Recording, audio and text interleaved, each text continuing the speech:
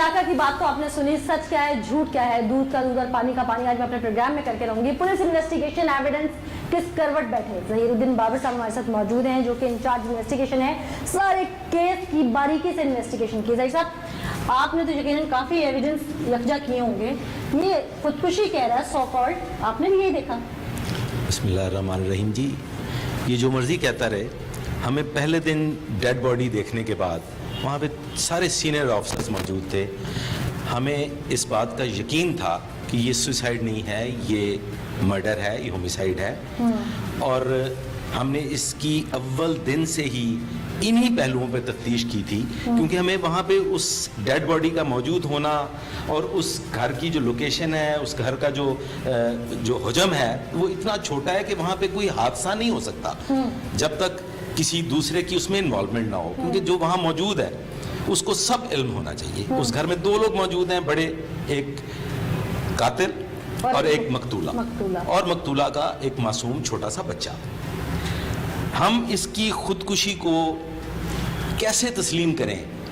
گھر کا دروازہ نہیں کھلتا, کوئی تالا نہیں ٹوٹتا, گھر کا خامن, گھر کا مالک وہاں موجود ہے, تو یہ ہمیں یہ بتانے سے قاصر ہے کہ گھر میں کوئی کس راستے سے داخل ہوا اور اس کو قتل کر کے چلا گیا.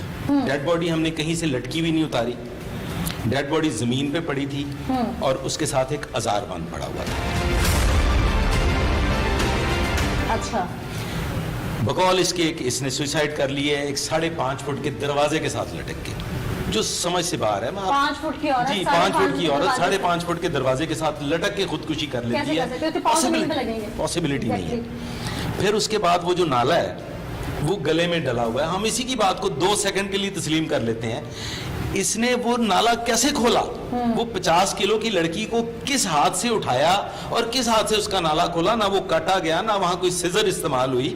وہ نالا کھل بھی گیا, وہ کھل کے سائڈ پہ بھی پڑا رہ گیا, لڑکی بھی جو ہے وہ درست حالت میں زمین پہ لٹا دی گئی. اس نے اپنے کسی محلے دار سے کوئی مدد طلب نہیں کی. اور جو ہمیں رائٹ لیفٹ سے ساری چیزیں پتہ چلیں وہ بڑی سالڈ ایویڈنس تھی. نمبر 1, بی بی 2 سال کے مدت میں 7 ماہ تک اپنے خامن سے لڑ کے اپنے میکے میں رہتی ہے. دیکھیں ہم جب جائے وقوع پہ جاتے ہیں تو اس کا ہم بغور ملاحظہ کرتے ہیں اور دیکھتے ہیں کہ یہاں پہ کوئی واقعہ ہوا ہے تو وہ کیسے ہوا ہے, کیونکہ جتنی بھی ایویڈنسز ہیں وہ موقع سے ملتی ہیں. ہم جب موقع پہ گئے ہیں ہمیں یہ بالکل سوئسائڈ نہیں لگ رہی تھی, اٹ واز اے مرڈر. اس میں کوئی دوسری رائے نہیں ہے. میں آپ کو ایگزامپل کے طور پہ سمجھا دیتا ہوں. ذرا بیٹا آئیے, ادھر آئیے. اب فرض کر لیجیے یہ 5 فٹ کا بندہ ہے, یہ اس دروازے کے ساتھ لٹکا ہوا بیان کیا گیا ہے کہ اس کے گلے میں ازار بند تھا اور یہ اس دروازے سے لٹک گیا.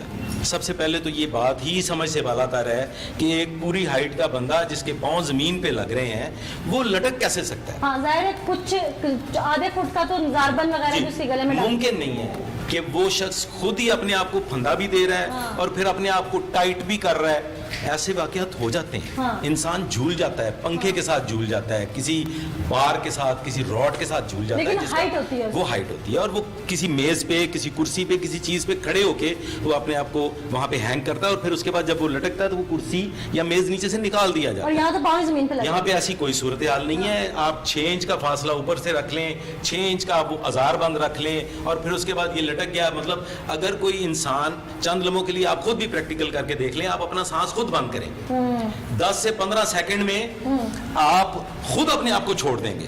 خوشی کامیاب تب ہوتی ہے جب بے بسی ہو. جب بے بسی ہو. ایسا وہاں نہیں تھا. اس کے بعد جو اس کے گھریلو حالات ہیں وہ اس چیز کی گواہی دیتے ہیں کہ ان دونوں کے درمیان شدید اختلافات تھے. انہوں نے اول دن سے اس پہ چوریوں کے الزامات لگائے تھے. اب ان میں کتنی صداقت ہے اس کی ہم مزید بھی تفتیش کر لیں گے اور اس کو بھی ہم ڈگ آؤٹ کر لیں گے کہ وہ بھی سچ ہے کہ نہیں سچ, کہ وہ صرف ایک الزام ہی تھا. اس نے اس کی بہنوں کے پیسے چوری کیے, اس کے اور یہ ان کا الزام یہ ہے. پھر اس کو 7-8 مہینے کے لیے میکے بھی جانا پڑا. پھر یہ وہاں سے واپس آئی, پریگننٹ ہو گئی تھی, اسے 2 ماہ 3 ماہ پہلے یہاں لے کے آیا. یہاں پہ بھی آتے اس نے ہمسایوں میں چوری کر لی, 600 روپے اس کا چوری کر لیا. اور پھر فائنلی ہم جس نتیجے پہ پہنچے ہیں کہ ایک 35,000 روپیہ چوری ہوتا ہے ان کے اوپر جو شخص رہتا ہے، اور وہ شخص بغیر اپنے پیسے وصول کیے، بغیر اپنی انگوٹھی وصول کیے، خود سے اس لڑکی کو اس کی معافی تلافی پہ معاف کر دیتا ہے، جس کا اس کو بھی علم نہیں ہوتا. اس کو قطعاً کوئی اعتماد میں نہیں لیا جاتا. اسے بعد میں اس بات کی اطلاع ملتی ہے کہ جی میری بیوی کو اس مدعی نے از خود معاف کر دیا. وہ اس کے لیے کافی ناقابل برداشت چیز ہے. دیکھیں ایک انتہائی امپورٹنٹ چوری ہے اس میں، جس چوری کی بغیر ادائیگی کے صلح ہو جاتی ہے، اور آخری چوری ہے، اور وہ آخری چوری ہے. 35,000 روپیہ وہ لڑکی اپنے ہمسائے کا چوری کرتی ہے، اور ایک یہ بھی اس کا الزام ہے. اور وہ ہمسایہ اسے معاف بھی کر دیتا ہے بغیر پیسے وصول کیے. یہ بھی اس کا الزام ہے، یہ بھی اس کا الزام ہے. اچھا، اب اگر یہ سچ ہے تو وہ اس کے لیے ایک بڑی ناقابل برداشت چیز ہے کہ اس کی بیوی پہ ایک 35,000 کا الزام بھی لگتا ہے، اور وہ پھر معاف بھی کر دی جاتی ہے اس کی مداخلت کے بغیر.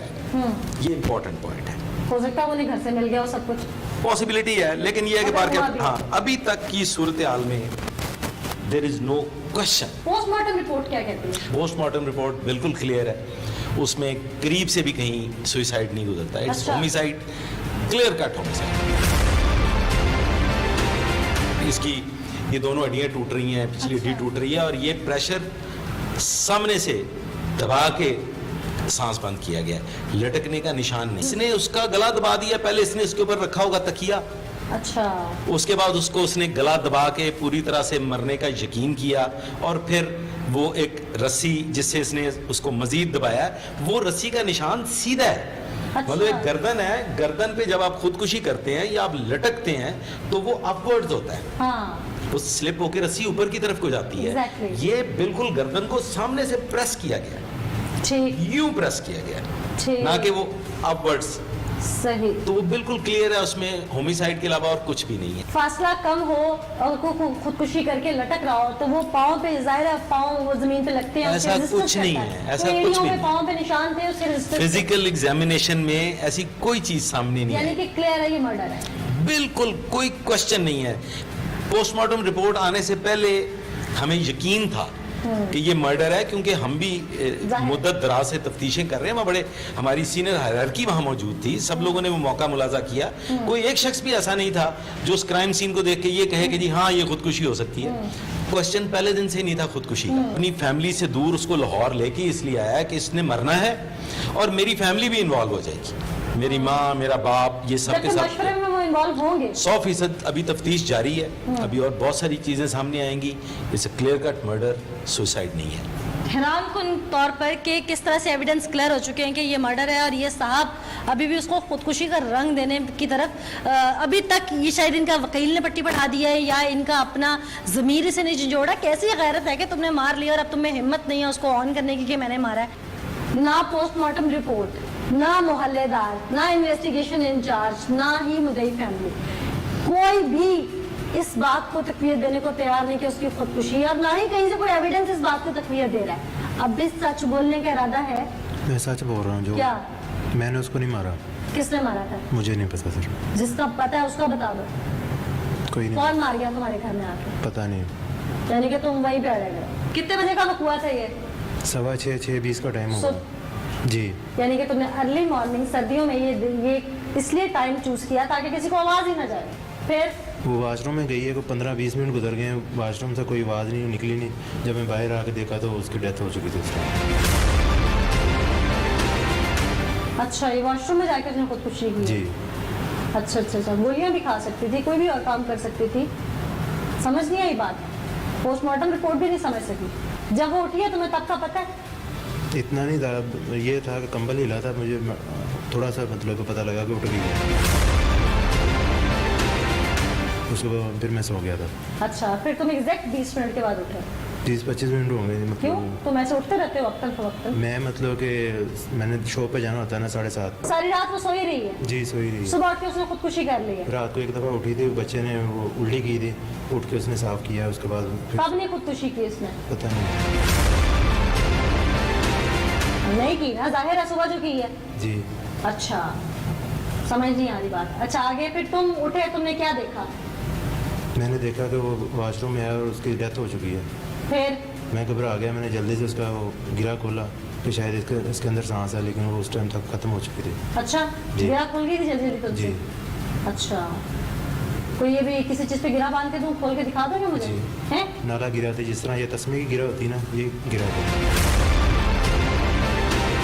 तो ये वैसे ही खुल जाती है। इससे तो कोई 50 किलो की चीज बांध के लटकाओ तो वैसे ही खुल जाएगी। मैं बांध फूल गिरा कह रहे हो जिसको?